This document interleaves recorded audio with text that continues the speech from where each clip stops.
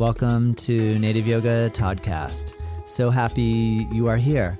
My goal with this channel is to bring inspirational speakers to the mic in the field of yoga, massage, bodywork, and beyond. Follow us at Native Yoga and check us out at nativeyogacenter.com. All right, let's begin.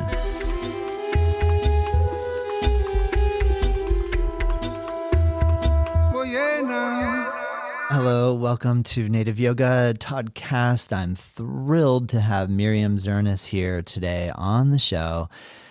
Wow, raising the vibration, being of service. You know, Miriam is just spot on. So I'm so excited for you to be here. And please go check out Miriam on her website, sitaslight.com. Go to her Instagram, follow her.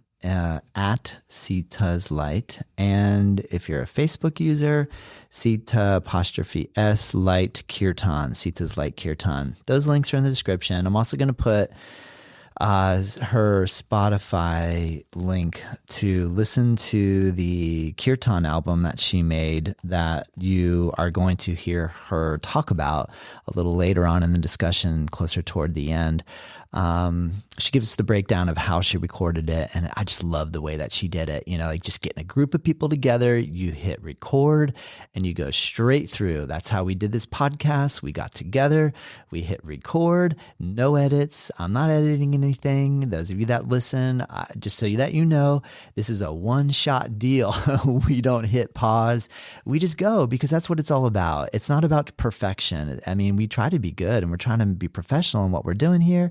But I also want to let you know that it's not about perfection. It's just about communication, telling story, listening, and sharing. And what Miriam brought up after I hit the end of the record button, she made light of the fact that she did not bring up, and that's why I'm going to do it here now, how important it is for you and I to be of service on any level. So if you can shift your awareness to being of service to anybody on any level at all times, we're on the right track. That's all we got to do. It's as simple as that. So shift your focus, service, help others. That's it. All right. So on that note, let's go ahead and get started with Miriam Zernis. All right, here we go. Oh, what an amazing opportunity. I get to join up today with Miriam Zernis. Miriam, I'm really happy to be here and I appreciate your graciousness and joining me. How are you feeling? And did you wake up on the right side of the bed or the wrong side of the bed today? Well, knowing that I would have the honor of speaking with you today, I woke up on the right side of the bed. Well, so thank you for asking. Thank you for that. Thank you. That's cool. Can you tell me where you are? I'm in Danbury, Connecticut. Amazing. I've been living here for a few years. Where did you grow up? Beautiful. I actually grew up in Florida. I was born in New York City and I grew up in Florida for my first years, like maybe up till I was like 12 or 13. And then I moved back to New York City. So cool. I had a little bit of reference for both. And then the rest of my time was in New York City until I moved to Connecticut and just to get a quieter lifestyle. Cool. But still very close to New York. I have to ask, where in Florida? Miami. Great. And so South Beach or Brickell or? Well, back then. Yeah, you know, we're going back a long time. Different from the 70s. What years were you living in Florida? Probably in the mid 60s to the early 70s. Cool. And I would say I was right by Coral Gables. Yeah, that's so beautiful. Miami bordering Coral Gables. Yeah. Okay, cool. So yeah, that would have been interesting. I'm thinking not a lot going on back then. I was down there I got to go in the 70s, but even my wife's grandfather spent a lot of time in Miami. So I remember hearing stories from him about how desolate it was down there and not much going on. So that's really cool that you got to see that when you were a kid. Yeah.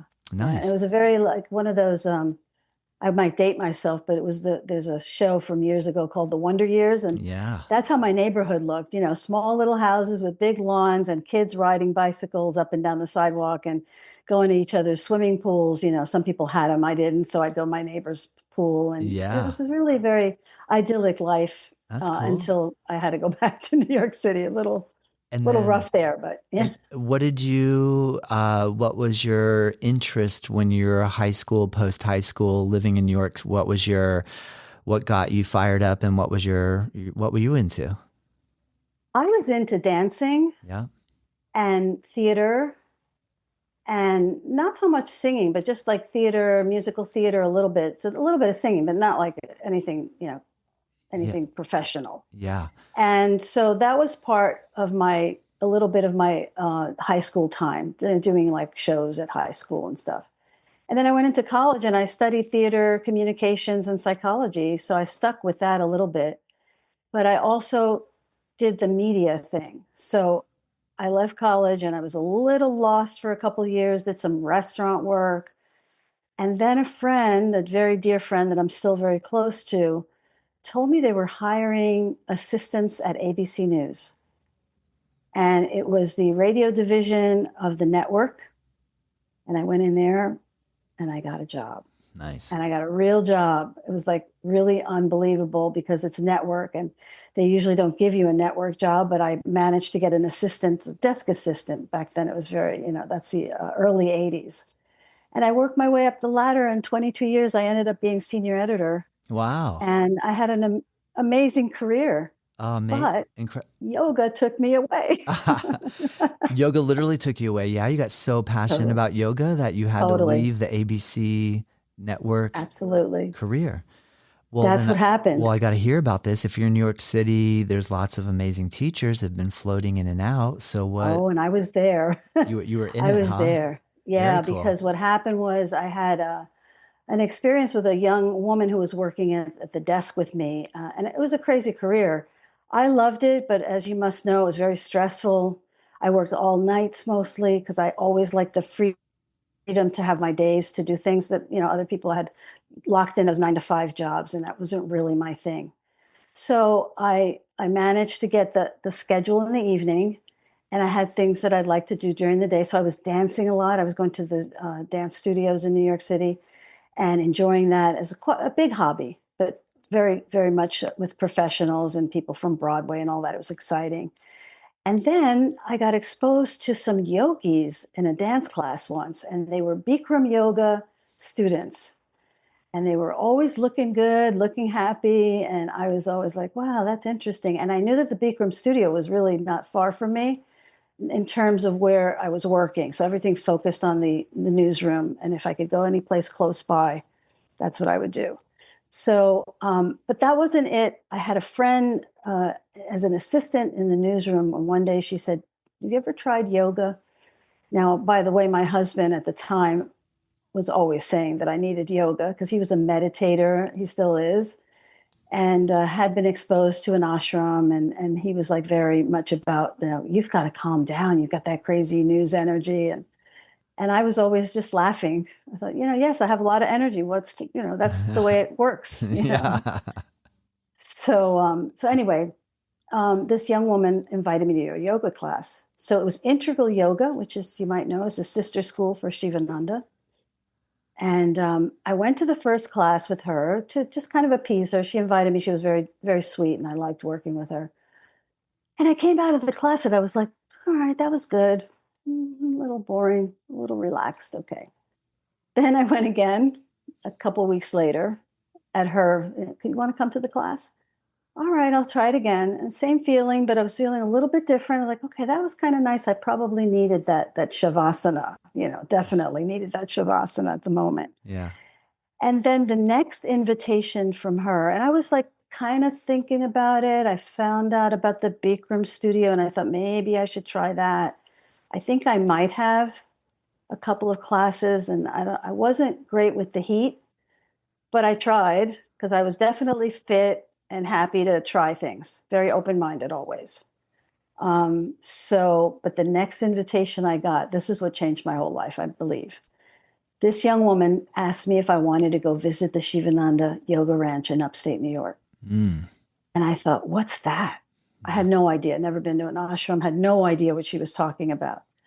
And so it was that being open-minded, I had a car and she didn't, and it was easier to get there by car instead of like a train, a bus. Somebody picks you up at the bus stop over in Woodburn, New York. So I went and I spent one weekend and I walked out of there going, oh, something special here. Oh, nice. Oh, And yeah. after that, I came back to, came back after that weekend and I started to explore going to not the integral anymore. I was really plugged in somehow with what Sivananda had going on at the time. And I started going down to a couple train stops from where I was working to the New York Center and started practicing there. And not long after that, I guess maybe it was a year, and by that time, I was also started going back and forth to the ashram to spend a few weeks here and there during the year just to deepen my practice and be with people who were like on my page. And then I took the yoga teachers training, the first one in New York, in 2001, and we were the 9/11 class. Wow. It Yeah. was really intense I bet. because we were not that far away from everything going on in the city.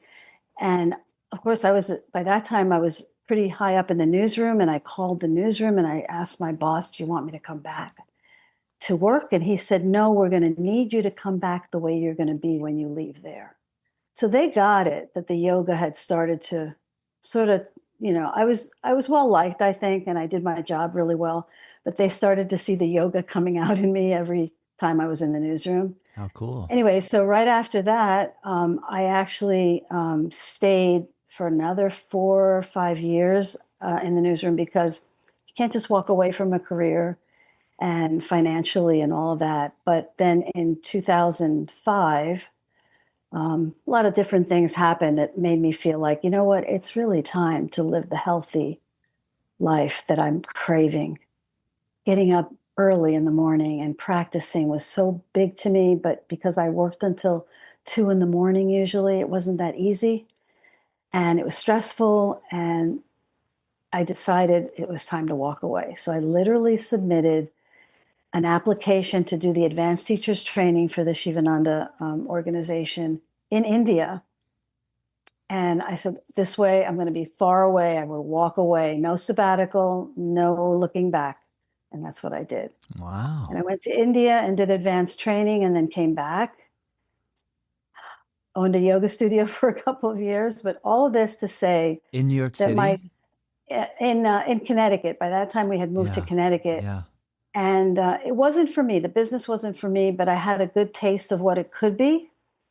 But my goal was really to teach more and to just be a yogi and study. And so I was studying with Val and at the Yogashala. But before that, I had also been going down to the Jivamukti Center in New York City quite often to study with Sharon, and David, Val, and any of the others. Val was leading Ashtanga, so you're practicing some Ashtanga with Val. And so it sounds like Shivananda, some Ashtanga, and now you're the other mention you made was, integral yoga and now Jivamukti. So you're seeing a little bit of a blend of the Vinyasa world that stems from Ashtanga, but the creative side that Jivamukti took it. That's pretty cool. Tell me about that. What did you think of practicing with David and Shannon? It's Sharon, right? Sharon Gannon? Yeah, Sharon Gannon, David Life. I was fascinated by everything that they offered and also the teachers. Their teachers at the time, because you didn't always get a class with Sharon or David. I did many with them and also some retreats. And I thought about taking the teachers training, but a friend of mine told me, just keep coming to see them and be with them because you've got 500 hours of Shivananda training or something crazy. And so it was always incredible to be with them or with any of their teachers. And I really, really loved it a lot. Not that I loved Shivananda any less, but I just really loved the philosophical part of it, learning more of that, learning more advanced poses, because at the time I could do quite a lot. I was really, really into the physical part of it. The asanas were important to me, but I always saw the asanas as the growth, something to grow for the mind, not just my body. Yeah. And because I was that crazy news editor for so long, yoga was like amazing for me. I needed to slow down. I needed to live a healthier life. And I was just thrilled, totally thrilled. I continue to be. I was always thrilled. So That's so cool, Miriam, because I have a person who comes here and practices that was in New York City around that 2001 time period that was also practicing at Jivamukti. And she has raved about what the energy at that time period in that studio was like. mhm. She just told me it was like, I mean, she was coming from a very stressful situation. She said it was just like paradise walking in there. Like Yeah, just the energy was so incredible and just, yeah, and then maybe around that time period, well, 2001 and having like that, just the energy of America at that time with hmm that particular attack, it felt just different and unique and a certain vibe going on. So I've heard from other people that it was just powerful right around then. Something was yeah, working. So it's so cool to hear your take as well and that it yeah. intrigued you and it felt like it was really giving you what you were looking for. Well, and also during that time, I think I was, and not just me, but there were all these yogis seeking more and more and more. And there was so much in New York City. So I would say between my first training in 2001 and my second in 2006, it was just like I would look at schedules and schedules and schedules because I was working in the evening. And every studio I could find with a style or whoever was doing what. This teacher does, a mix of Jivamukti and Ashtanga. Okay, we'll do that. Whatever, I wanted more. So I actually sought out the small, little, tiny studios that held, 10 people and went there. And every now and then I would come across just like a mind-blowing teacher, and I might continue to see that teacher and go to that class, for months at a time. But my anchor was Jivamukti or Shivananda, usually in the city. And that was really what I stuck to and Cool. learned so much and grew so much. And then the Kirtan thing happened out of that. So Well, I'm curious, what was your exposure to Dharma Mitra? saw him too and went to his classes as well and loved him. I'm still very close friends with a couple of his advanced or senior students here in Connecticut. Nice. And I also participated in classes there. I wish I could just look up the list. I'm sure that a lot of those studios don't exist anymore, except for Dharma. And, Jivamukti has their own thing now, not the big center where I went. And Shivananda's still there. my question for you there then is, I remember that time period as well, the fervor, the excitement, I want to say lack of commercialization. I feel like at that Yes. point, the yoga, air quotes, industry was very seemingly loosely and organically organized. It didn't, I don't feel like we had the larger corporations that were selling clothes to us based on the lifestyle. And I feel like hmm it was just a different scene. So now, based on your observation that if you were to go and look up all of these different spaces that once existed in New York, you have doubts that they still exist. And so I guess my question for you is, what do you think has precipitated that type of storm? Do you feel like it's the increase of commercialization? Do you think it was COVID? Do you think it's D, all the above? What other factors could be coming in here too that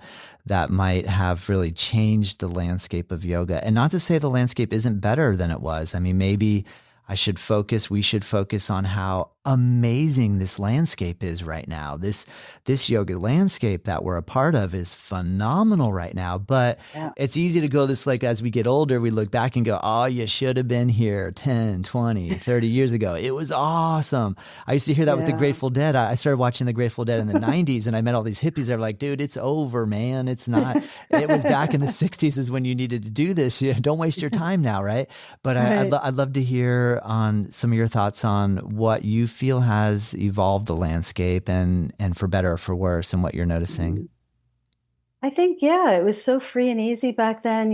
Like I was just saying, I could just look up some yoga studios wherever we were looking at that time. I guess we were looking at magazines or the flyer stuff, kind of stuff in the health food store or whatever would tell you there was classes here or there. And yeah, and I remember very, very exactly when I think they opened a Yoga Works on the Upper West Side, and that's kind of the first place like that corporate feeling. And I went there for a couple classes and I was like, can't do this now. I get it, and they had the first, what I could think of, boutique with the clothing started to, and Jivamukti had a little of that too, but it just didn't seem the same. It didn't feel the same. It didn't have that same vibe. And while it was really great, I think what happened was technology changed. I think consciousness changed. I experienced, and I know you must know too, the fall of the gurus, which everybody was so connected to.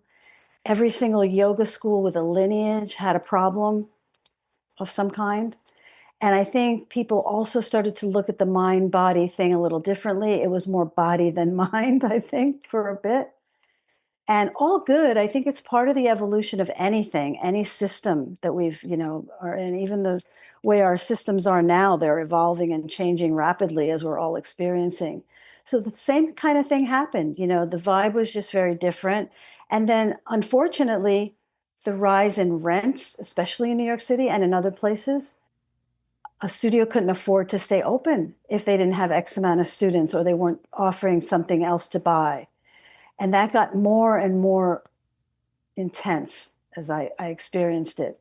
And by a certain point, it was just like, well, if you can't run a little studio out of this one little apartment in a New York City brownstone, because that rent went from $1,000 to $6,000, it doesn't work. Yeah. It doesn't work. Great point. And so I think also the city got more hectic and crazy. And then, of course, 9/11 didn't help. But I think at that point, we needed more yoga. So that was really something that I felt happened too. I remember leaving my teacher's training program after a month at the yoga ranch feeling like, wow, I have a bigger responsibility as a yoga teacher because the world completely changed on that one. And it's going to continue. But I also noticed that there were more and more studios that were also starting to get interested in offering teachers training. And some of those studios, of course, Jivamukti and Sivananda, and there was some others, Integral, had the training programs, very important because that lineage was still there. But then it started to get diluted.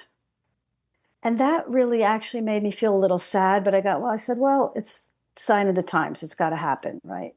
So slowly, there was a bit of a diluted feeling to the classes. Even some of the classes I took that I never went back to were because, well, this teacher's not, she's really good with the asanas, but I don't hear any philosophy. I don't hear, let's practice some pranayama. Sometimes the shavasana was 2 minutes long. And I was like, wait a minute. These are all important components. And I'm kind of like one of those people, a little bit of stickler for tradition, and yet open-minded.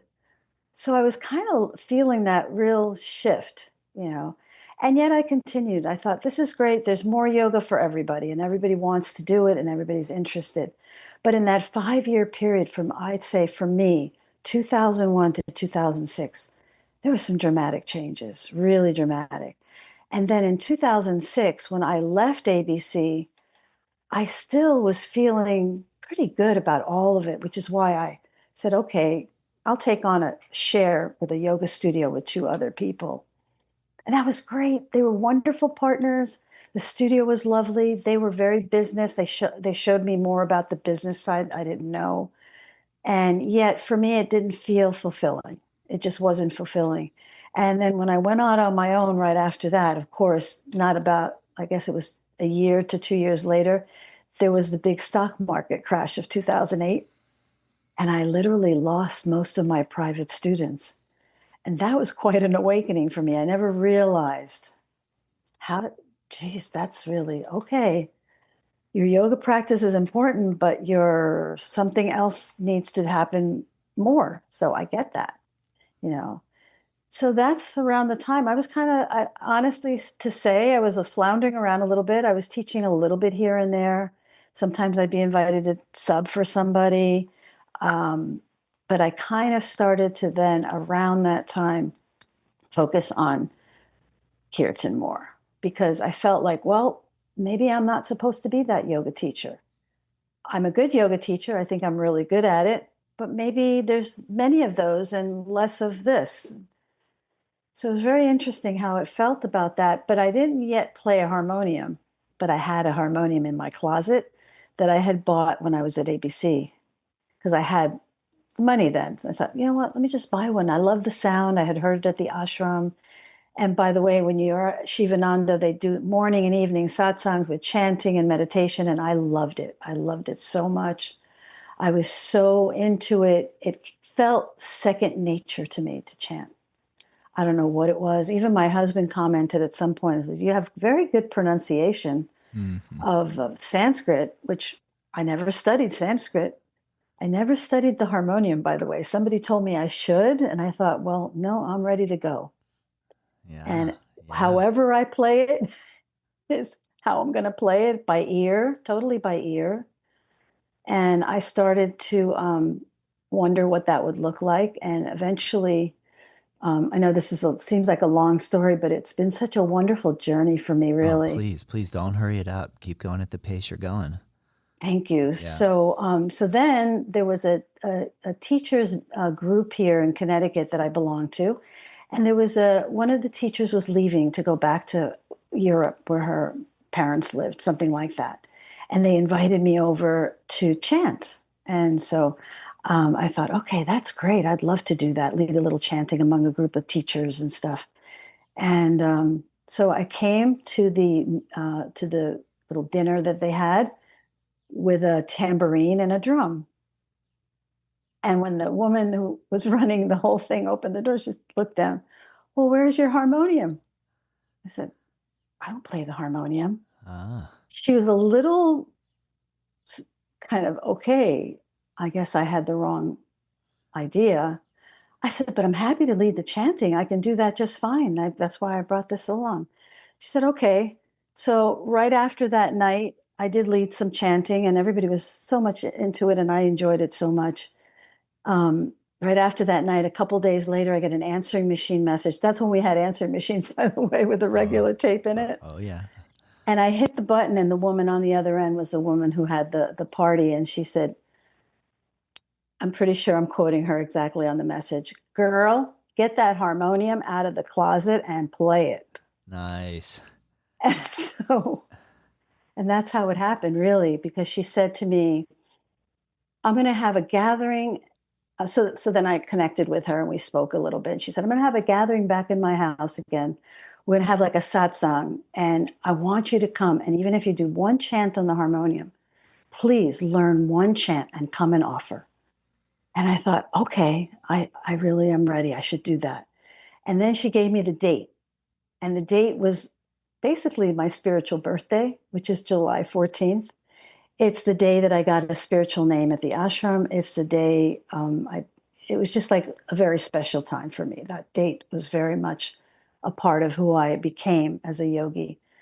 Also the day of Swami Shivananda's Mahasamadhi, which everybody celebrates. So it was like really important to me. When she mentioned that, I thought, okay, I'm there. And that's how I started. And after that, people started asking me to come and chant here, there, somebody's home. And then I thought, well, you know what? Let me just try and see how this looks if I really do it, like really do it, you know. So I little bit of a photograph with a couple of my friends doing drumming and another friend on a flute, and slowly it evolved into the Sita's Light Kirtan band, which is what it is today. Nice. You know, so I've played with some incredible musicians, some of them famous in their own right, and some of them just local and very big hearts, very big hearts. I'm not the trained musician. I always tell people that. They are, and they carry me through, and I'm just guiding an experience. And it's my favorite thing to do in the world is to guide an experience. If I can make people who come to the gatherings feel better, feel at peace, especially the way the world is going, it's really my goal. Oh, man. So that's the story of my little journey. That is amazing, Miriam. I love hearing that. I like how one step to the next step, and then slowly evolving into an aspect of yoga that is very, like I think the kirtan, the musical side, the chanting side is something that isn't highlighted as much in the yoga world, well, at least in our Western in our Right. United States version of yoga. That's the kirtan side, and the chanting side and the pranayama side quite often is the fringe side, because how often do you get that solicitation email from one of the larger yoga clothing companies with one of the models sitting in front of a harmonium advertising the Yeah. clothing with them playing the harmonium? Never. I never see No, one of it's so those. true. There's no way they're, it's going to be an ultra model with the new shiny gear on and Mm-hmm. striking some sort of pose to kind of remind us that, Yeah. this is what you should buy to look cool. And Yeah. I think that's a shame, because the singing side, the chanting side, the listening side, the relaxation, the repetition of the mantras and chants that over and over and over again is like such an enormous part of the success of yoga practice. Mm-hmm. It feels like to me. It's a So meditation. it's a It is a meditation. meditation. Yeah. So it's That's like, how I took it right away. that's really cool. And I Yeah. like hearing about, I like the trajectory of being just completely fascinated with the asana world, but, and also finding the bravery to be willing to be a non-quote classically trained musician and get in front of people with an instrument and start singing and playing. And so when you told me the part where you show up with a drum and a tambourine, and then the next day the woman calls you and says, "Girl, get your harmonium out and start playing it," obviously you were carrying some sort of enthusiasm for music and chanting that she felt, and then just kind of could see, well, if we just get these two ingredients and put them together, you and a harmonium, then you'll really have something special here. Mm. That's pretty cool. She obviously felt that you have the passion. It seems like if you come at something with the passion first, then all these other things fall into place, as opposed to like sometimes what I see with yoga teacher training programs is people actually enter into a training program with no passion for yoga first. I'm just going to So go true. and learn how to do this. I'm going to take this course. I'm going to get this certificate.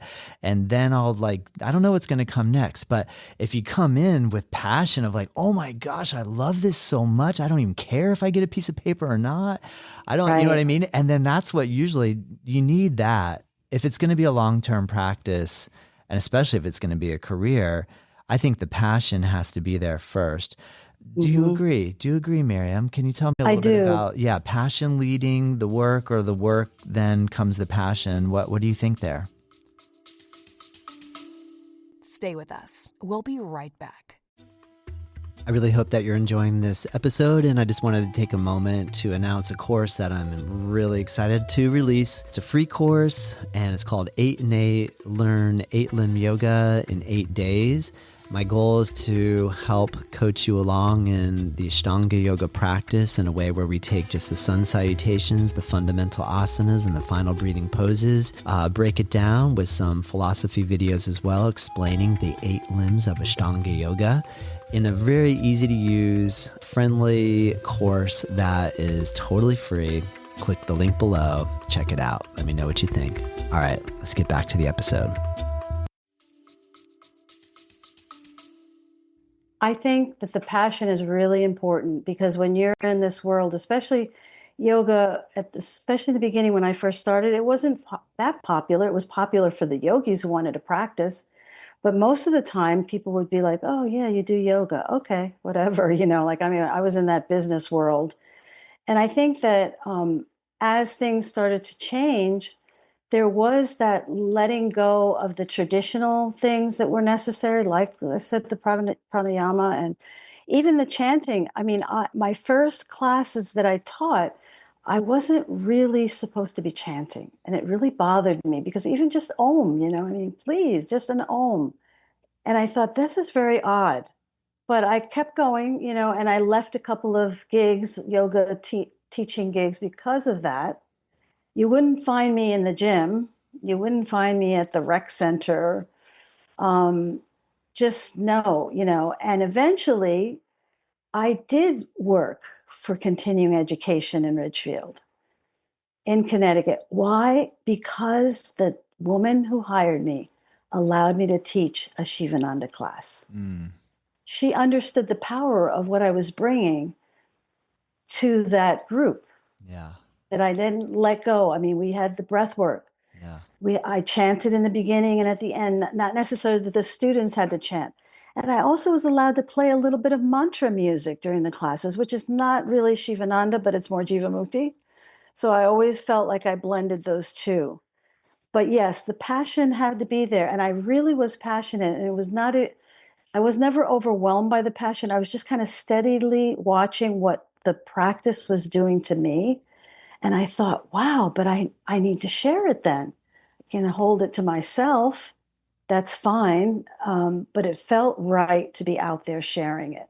Yeah. And yeah. I think that in itself, and I never, ever had dreams of being, big time and traveling all over the world, although I have chanted in several parts of the world, which is just by luck or, by invitation from somebody I know or that kind of thing.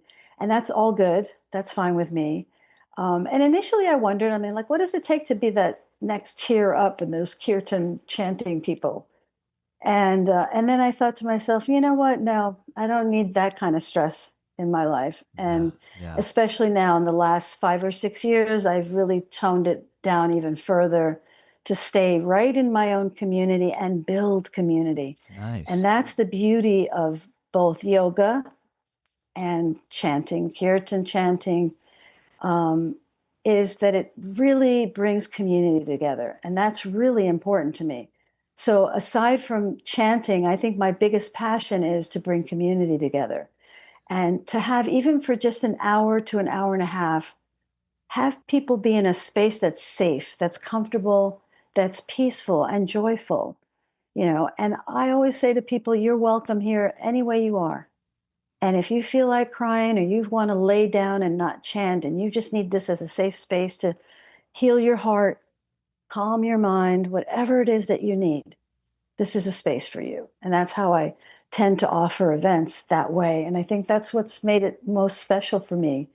And I also remember, I was going to mention this before, that when the yoga clothing changed, and I was horrified that I wasn't going to be wearing any of it, by the way. I was trained with nice loose drawstring cotton pants and a t-shirt. And that was actually, anytime I showed up for class, that's what I was wearing. I never went to any store to buy any special garments for yoga.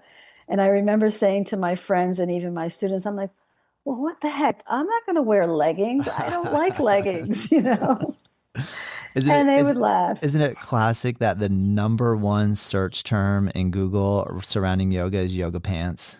Yes, it's crazy. Like that's where our bandwidth is at. To kind of try to build up to framing this meme that I saw in relation to what you're talking about with getting community together, is that I saw a meme on social media that had the imagery of a full moon and several people sitting around a fire. And the words on the meme said, "Can you believe how much work had to have gone into manipulating the population to believe that large corporate shopping centers would be better than this?" Than having a group of people sitting around in a circle singing together and feeling like you have connection with your next door neighbor / person that's in your little circle of friends.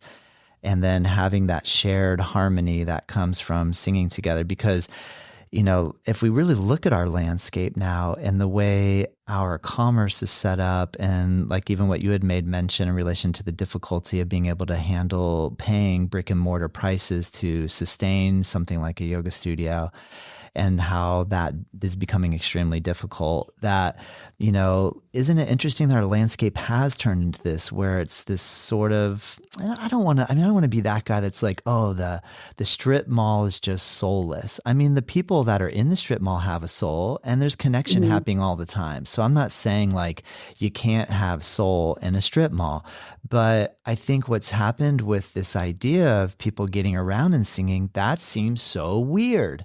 You know what I mean? Like I don't know that we've been like purposefully taught this, or if we've been coached to feel this way that, hey, for a group of people to be sitting around, they're a bunch of weirdos singing music together, you know? And in reality, as humans, we sat around making sounds and music and communicating on levels different from just having conversation for thousands of years.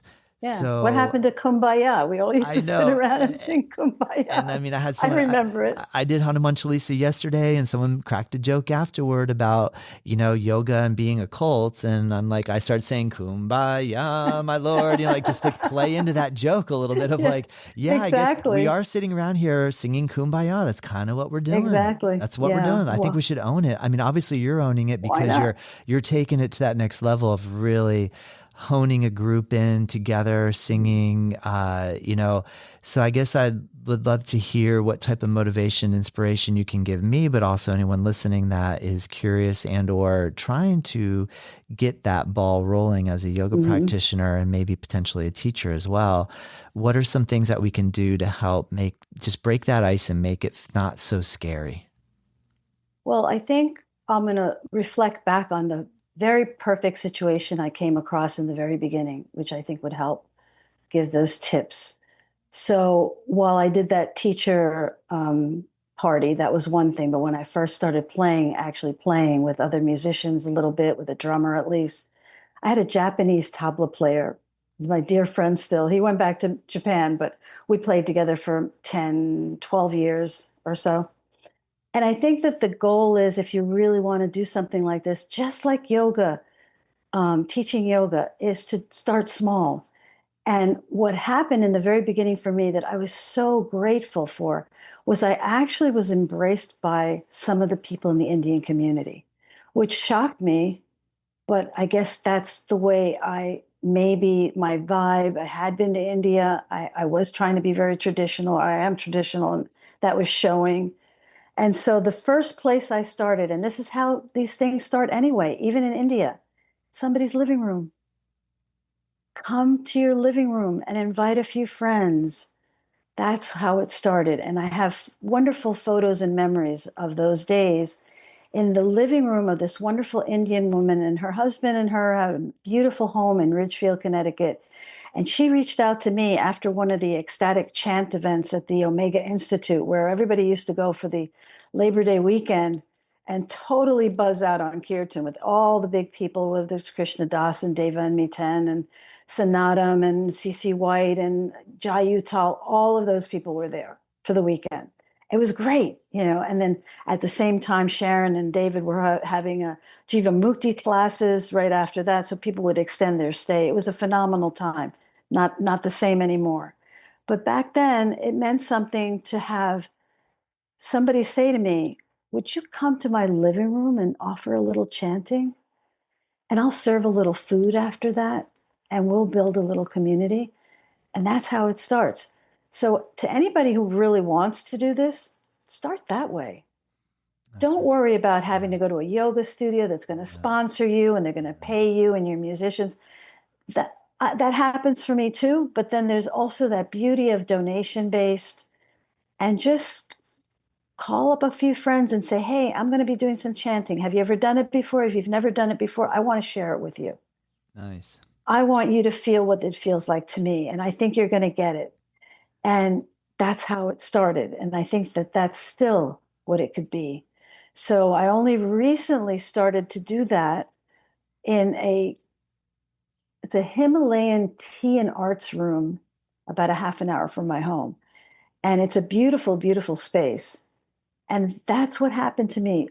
Even after all this time, a friend of mine said, they want to know, one of my friends who's going there for tea in the restaurant next door with beautiful Himalayan food, delicious, wants to know if you would bring your harmonium and just do a little chanting with a small group for about an hour in the tea room. And I jumped at the opportunity. I said, oh my gosh, I'd be delighted and thrilled. Oh, are you sure? I'm like, no problem at all. Well, I don't know about the setup. I'm like, I don't mind. Whatever it is, I'm there. And I went, and it was magic. And just a handful of people, 5 or 6 people came. their hearts were so big, their voices were beautiful, and that space and the energy was there. It could happen in somebody's living room. It could happen any space at all. But you just show up, and that's my goal is if I'm asked to come, I show up. And in the end, somebody put out a basket for donations. I couldn't even believe it. Everybody was so grateful. The donations were plentiful. And I didn't ask for anything. I just asked for people to come and join me in my practice. And it's really more like the way I think people who are from India would tell you, yeah. My parents always used to have somebody in the living room chanting, and we were exposed to that as children. So the woman who invited me absolutely knew, and I was there for several years, once a month, in her living room, and she would make beautiful prasad, the beautiful blessed food at the end, put out a nice table of food for everyone. And the groups were anywhere from 5 or 6 people to 20 or more, like out in her living room and out in the foyer and into the dining area. And it was thrilling for me to do that. And that was what helped me really start to feel comfortable and joyful and peaceful with all of it.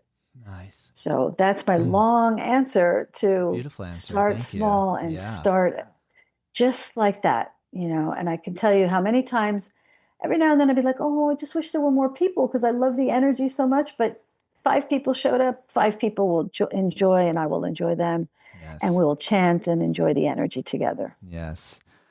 Amazing. I love hearing all this. Thank you so much. Thank you. Thank you. I want to make sure that everyone listening can find you. Your website is sitaslight.com. You have Instagram handle at sitaslight. And then on Facebook, it's Sita's with an apostrophe. Sita's light. Remind me the last word? Kirtan. Sita's light. Sita's light. Kirtan. Kirtan. Thank you. And and then also your album, you have a Kirtan album on Spotify that anyone that has Spotify can type in Sita's Light and they can hear you. Can you tell me a little bit about the making of that album, what that was like for you, what type of preparation you made for that, and when did you record that? Stay with us. We'll be right back. Thank you so much for tuning into this episode. I just wanted to give you a heads up that we have an online program called nativeyogaonline.com, and there's a code, all caps, first month free. We upload our daily classes that we teach here at Native Yoga Center, making it accessible for you no matter where you are in the world at any time of the day and or night that you want to practice. We're here for you. All right. I hope you're enjoying this episode. Let's get back into it.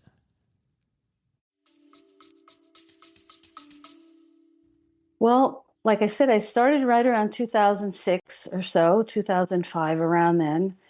And it came into my heart to put the music that I was chanting on a recording, mostly because people were asking, not everybody, but there were a handful of people who, I'd love to have that on a recording so that I can play it at home or I can use it for a yoga class and I thought, well, that's a great idea. But then that part of me was just kind of new. I wasn't, wasn't trained to feel like, okay, I can just go into a recording studio and do this.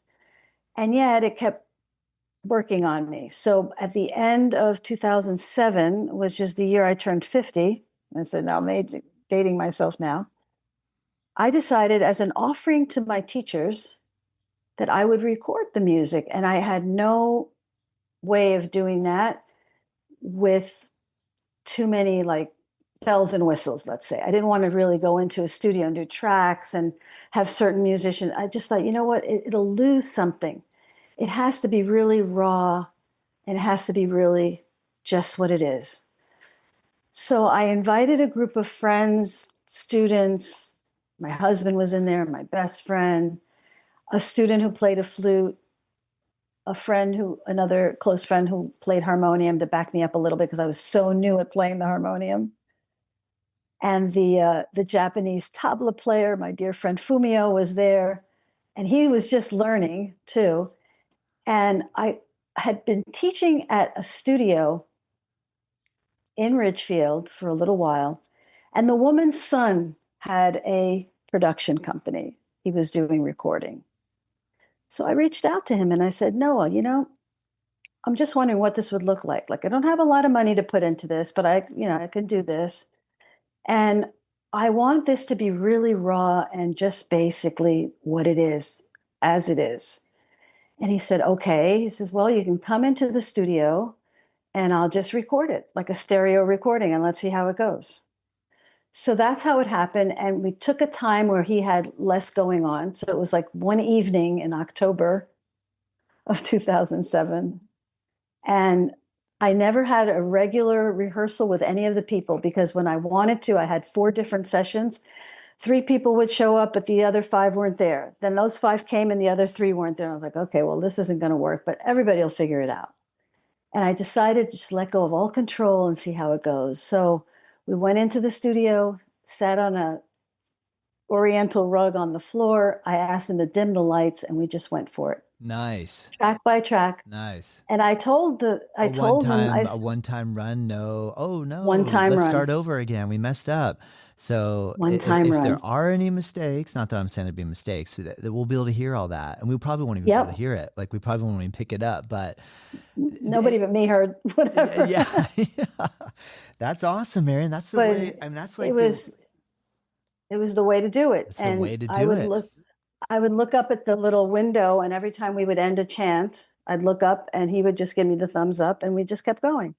So fast forward to about a month ago, I had this desire because that was 2007. I was so new.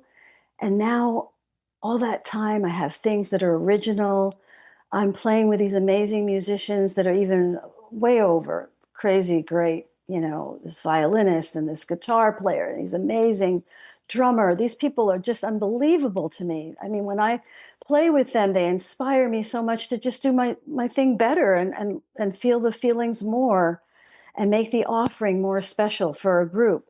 So I contacted all of them and I said, listen, we need to try to record this because it's getting to that time where I'm feeling like I want to have a recording of certain things, especially one of the pieces on the new CD, which is coming soon, is a piece that the guitar player has been playing for years, and I love it so much. He starts the events usually with that. So I really wanted that to happen.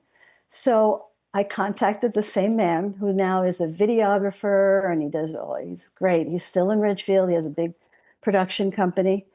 And I approached him the same way. I said, hey, Noah, I'd like to record 19 years later. What do you think? And he was delighted. And he said, oh my gosh, coming full circle with you. That sounds great. So on May 2nd, when I had an event, instead of trying to herd cats with getting everybody scheduled together, we already had an event on the schedule. So I said, you know what? Let's just record. If he's free, he came in and he did a stereo recording of a live event. Nice. And I'm sure you'll hear mistakes there, maybe an off voice or 2, but I don't care. No. It was really a beautiful afternoon. And the first CD that is on Spotify, everybody wanted it, loved it. I sold so many copies. It's still out there. People still stream it. People ask me about it. And so I'm hoping the same thing will happen with the new one. And I'm just looking now, the technology's changed. So I don't think I have more than 5 followers on Spotify. So if you want to follow me and we'll get more going. Well, I just did. Thank you. I'm curious. So the album that's on Spotify, is that the original one that you did with Noah? That's the original. And then when will this new one that you did with Noah come out? Well, as we were just getting ready to do this interview, I got the email that Noah has downloaded the whole thing into the Dropbox. So I have to go in there and check. And it's a matter of sending it to the distributor. Yeah. And the distributor will put it on Spotify. So I guess I'm hoping within the next couple of weeks. Awesome. By the time I publish this episode, I bet you that's going to be available. That's really cool context because when we go to listen to the original, we'll hear this full, you said 19 years later, I think you said 19 or 20. Yeah. Almost 19. Wow, that's so awesome, Miriam. Congratulations. Thank you so much. Just to stick with something for 20 years, and this isn't even going into your history with the actual, with the Hatha yoga or the posture yoga world, but no, that goes back 25 years. It's crazy. Yeah. Well, amazing. I love hearing your story. I like that you are keeping it very grassroots and, it sounds to me, even if, say, for some reason, some big record label picked you up and said, let's make you the next like Elvis or Beatles of Kirtan, you're not necessarily so interested in that at this point. Like having those like living room sessions with a little bit of food afterward and just keeping it nice and like local is what you specialize in. So that's special. And I've had events that were like a couple of times I bit off a little more than I could chew, but people were so excited because I was probably one of the few people consistently offering kirtan in this area. And I don't know if you remember a beautiful spiritual teacher named Shamdas. He was very connected to Sharon and David. And I remember Shamdas was from Connecticut, and may he rest in peace. He was a wonderful man, and I got to spend a lot of time with him at one point. And all I remember was when I started all this, he said, they don't chant in Connecticut. You need to go to New York. And I remember thinking, you know what, I'm going to prove you wrong, Shamdas. I'm going to tell you that I'm going to chant in Connecticut. I'll go over the border to New York, and Westchester is often where I go to play and have an event. But I stay in Connecticut mostly, and I brought out whatever the chanters were that were here and still are. I brought them out, and they came. And I had one time, I had an event. I was totally overwhelmed. There had to be almost 200 people because it was a New Year's Eve event. And people heard about it and they wanted something spiritual to do. And I had, until last year, I was holding New Year's Eve events for the past 10, 12 years, giving people a place like a sanctuary for New Year's Eve, which is really important to me. People who have addictions or family issues or loneliness or any of that, I wanted to say, come, let's chant, dance, eat, and welcome the new year this way. And so that's what I became kind of known for every year, even if people didn't come regularly to events. New Year's Eve was the day, the evening that they wanted to be there. And so one time I booked this huge church, a Unitarian church nearby, and I was like, oh my gosh, and so many people showed up. I was a little unprepared. I had to get a few of my friends that were there to help me monitor and manage the whole crowd. It was like really that big. And after that, I thought, you know what, it's okay. Let's just draw that back. I don't need more than 20 people, 50 people is too much already there. Yeah. But then I started to actually, the studio where I practiced Ashtanga for 15 years became a healing center with a studio. The studio space remained the same. And a few years ago, I went back to being there, and that's my home base. And however many students or chanters that holds for, whether it's yoga or whatever I'm doing there, I'm grateful. Even if it's 20 people, I'm fine, and it's a really great vibe. Yeah. So, so it's very, very much, I love community building, and I love it that people know that they're safe in that space and that they come, even people that may never have thought of chanting at all. And I have people who do come and don't chant a word. They sit in the energy and they love the energy. I love seeing that. I had a couple of times, I had one gentleman used to come and he would completely put a mat out, lay down, cover himself with a blanket, put an eye pillow on, and go into the zone through the whole thing. And then he'd wake up at the end, fold up all the stuff, put it away, and come over to me and say, thank you very much. And I was like, okay. Yes. He was just getting the energy. So That's it's so all about awesome. energy, just like yoga is, right? I mean, it's really about the energy that we need to keep raising our vibration for this time that we're in, for this great transformation of the planet and all of us. Yes. The shift in consciousness. Yes. We need to keep vibrating high. Yeah, Miriam. And trying to stay positive as much as we can. Oh, it's my not gosh. easy. Thank you. Thank you for reminding us. It's so important. It's so funny because as you're, I know we're getting close to our time together here. And, but as I was just now, I was thinking as I was listening to you that I wonder if you working at the ABC studio in New York City before you ever took a class could have ever imagined that there would be the you that is chanting devotional Hindi / Indian Sanskrit bhajans and kirtans, this many years later. I'm guessing probably not. And so to see you go through a transformation like that and to be playing the role that you are now, I think what gives me huge inspiration, I'm 52. I wonder 20 years from now, if I keep going with it, what's going to happen over the next 20 years. And so to see you so passionate about it and committed and dedicated. And I love the rapport that you had or with Sham Das to say, I'm going to prove you wrong. I'm going to do it right here. Watch what I can do. Watch this. That sort of excitement, enthusiasm is just amazing. And I really am grateful to have this opportunity to meet you, Miriam. And I can't wait to listen to your music on Spotify.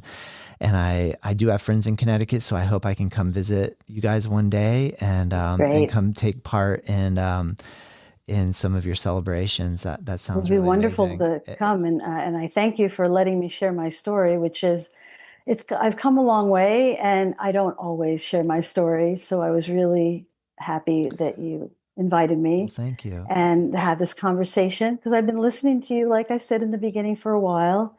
And I just felt, wow, yes, of course, we could have a great conversation together. Oh, incredible, Miriam. And then you have a little bit of history down here in Florida. So maybe if you want a really full circle, you got to come down and visit Coral Gables. It's going to blow your mind. I don't think you're going to be happy. Totally different. I don't think you're going to be happy. The whole Brickell area is a massive skyscraper zone right now. And it used to be the most quaint, beautiful little suburb, little town, little area with no buildings other than little single story Florida homes. And so, but anywho, we're in Juno Beach, a little north of Miami. If maybe you could come offer a kirtan here, that would be incredible. Oh, that would be awesome. I'd love to. Maybe when it's really cold up there and next winter. Yes. Next winter when you're like, get me out of the snow. That would be the timing. Get me out of the snow. All right. That would be the timing. Yes, I would accept the invitation. All for right. Sure. All right. Well, invitation sent, and let's try to organize it. Thank you, Todd. Thank you so much for this time together. I really enjoyed speaking with you today. Me too. I wish you a real happy day. Thank you. You too, Todd. Thank you. Native Yoga Toddcast is produced by myself. The theme music is dreamed up by Bryce Allen. If you like this show, let me know. If there's room for improvement, I want to hear that too. We are curious to know what you think and what you want more of, what I can improve. And if you have ideas for future guests or topics, please send us your thoughts to info@Native Yoga Center. You can find us at nativeyogacenter.com. And hey, if you did like this episode, share it with your friends, rate it and review, and join us next time.